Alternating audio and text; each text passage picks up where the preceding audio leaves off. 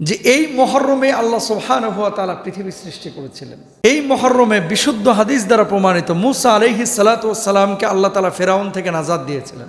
সূরার রোজাটা আমরা কোন দিন রাখবো, 9 তারিখ নাকি 10 তারিখ? এমন একটি মাস চলছে যে মাসটি হচ্ছে আরবি ক্যালেন্ডারের প্রথম মাস মুহররম। এই মুহররম মাস আল্লাহর কাছে একটি সম্মানিত মাস।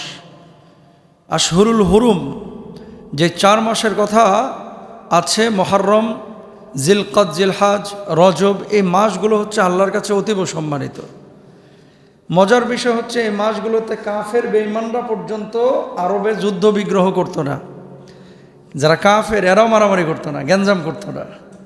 কিন্তু আমরা মুসলমান এই মুহররম মাস নিয়ে আমাদের ফিলিংস, অনুভূতি, আমাদের কর্ম পরিকল্পনা এগুলো সম্পর্কে আমরা বেখেয়াল। জানুয়ারি সম্পর্কে আমাদের জ্ঞান থাকে, বৈশাখ সম্পর্কে থাকে, কিন্তু মুহররম সম্পর্কে কবে আসলো আর কবে গেল এটা আমরা কিন্তু অনেকেই জানি না। কথা বলেন না কেন? অথচ একজন মুসলিম হিসেবে এই খবর কিন্তু আমাদের রাখা উচিত ছিল। কেউ কেউ বলেছেন দুর্বল বর্ণনা, তবে এটা অনেকেই বলেছেন বিশ্বাসযোগ্য, যে এই মুহররমে আল্লাহ সুবহানাহু ওয়া তাআলা পৃথিবী সৃষ্টি করেছিলেন। সুবহানাল্লাহ বলেন। এই মুহররমে বিশুদ্ধ হাদিস দ্বারা প্রমাণিত মুসা আলাইহিস সালাতু ওয়াস সালামকে আল্লাহ তাআলা ফেরাউন থেকে নাজাত দিয়েছিলেন।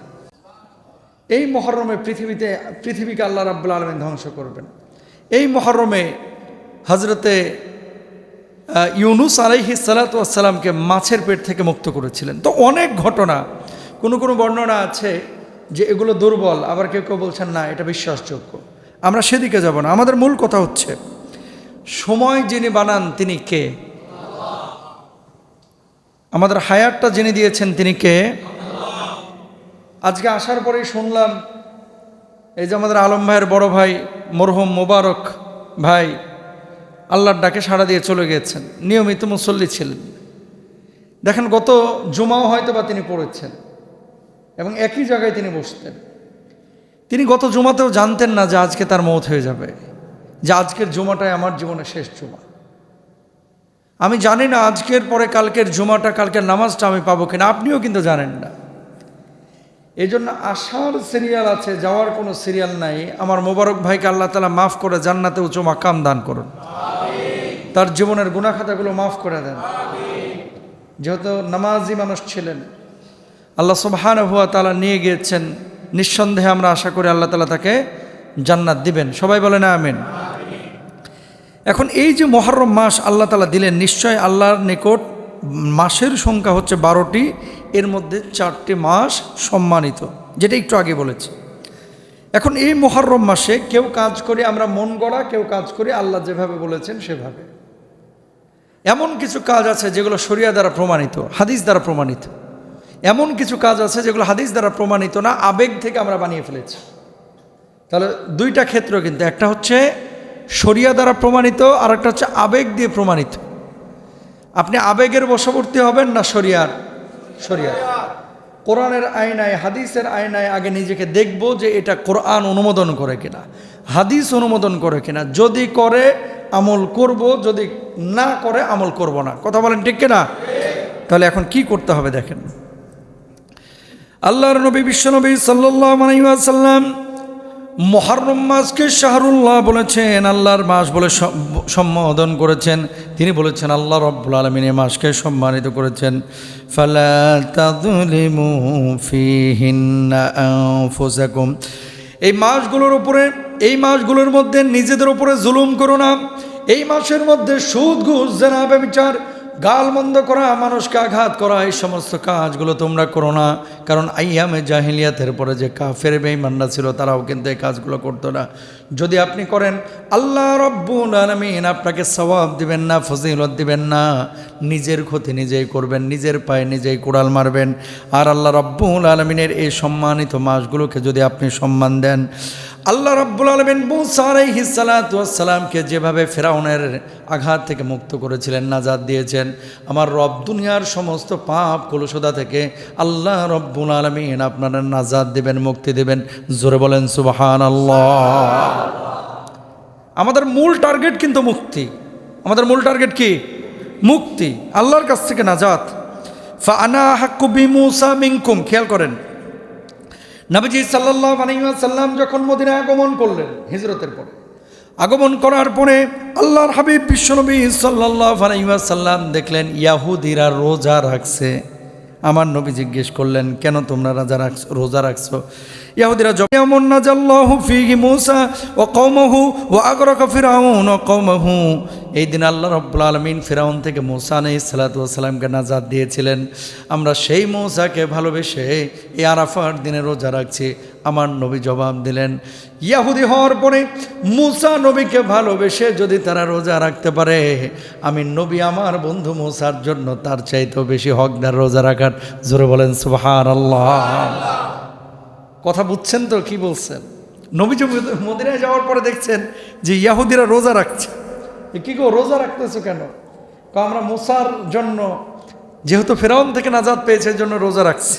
আমার নবী বলছে, ফাআনা আহাক্কু বিমূসা মিনকুম, তোমাদের চাইতে আমি তো বেশি হকদার মূসার প্রতি, কারণ মূসা আমার ভাই, সে আমার পূর্ববর্তী নবী। সুবহানাল্লাহ বলেন।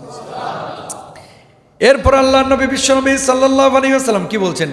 সিয়ামু ইয়াউমু আশুরা আহতাসিবু আলাল্লাহ আন ইউকাফফিরাস সানাতাল্লাতী ক্বাবলা। জোরে বলেন আল্লাহু আকবার। আল্লাহর নবী বললেন, আশুরার রোজা সম্পর্কে আমি আল্লাহর কাছে আশা রাখি, যে ব্যক্তি আশুরার রোজা রাখবে, আল্লাহ রাব্বুল আলামিন তার পূর্বের 1 বছরের জীবনের গুনাহ খাতাগুলি মাফ করে দিবে। কয় বছরের? গত 1 বছরে যা গুনাহ করেছেন ধুয়ে মুছে আল্লাহ তাআলা সাফ করে দেবে। সুবহানাল্লাহ। কোন দিন? যে আশুরার রোজা রাখবে। ও কলিজার টুকরা ভাইরা আমার, এখন আপনারা প্রশ্ন করবেন, হুজুর আশুরার রোজাটা আমরা কোন দিন রাখবো? 9 তারিখ নাকি 10 তারিখ? 10 তারিখ। কয় তারিখ? 10 তারিখ। আশুরা মানেই হচ্ছে 10। তো 10 তারিখ রোজা রাখবেন। ইহুদিরা যেহেতু একটা রাখতো, নবীজি বলছেন যে না, ইহুদির সাথে সামঞ্জস্য না করে তোমরা একটা বাড়ায় নাও, আগে একটা মিলায় নাও অথবা পরে একটা মিলায় নাও, তাহলে কয়টা হয়ে যায়? 2টা। হয় 9-10 রাখেন অথবা 10-11 রাখেন। এটা আমার নবীর কথা। তাহলে আশুরার যে আমল, 1 নাম্বার হচ্ছে, আশুরার আমলের 1 নাম্বার কাজ হচ্ছে এই মানে আশুরাতে আমরা রোজা রাখবো। সবাই আজকে নিয়ত করে ফেলি, জোরে বলি ইনশাআল্লাহ। এবার আসেন 2 নাম্বার কি? নফল রোজা বেশি বেশি করা। 3 নাম্বার তাওবা ইস্তিগফার বেশি বেশি করা। আস্তাগফিরুল্লাহ আস্তাগফিরুল্লাহ আস্তাগফিরুল্লাহাল্লাযী লা ইলাহা ইল্লা হুয়াল হাইয়ুল কাইয়্যুম।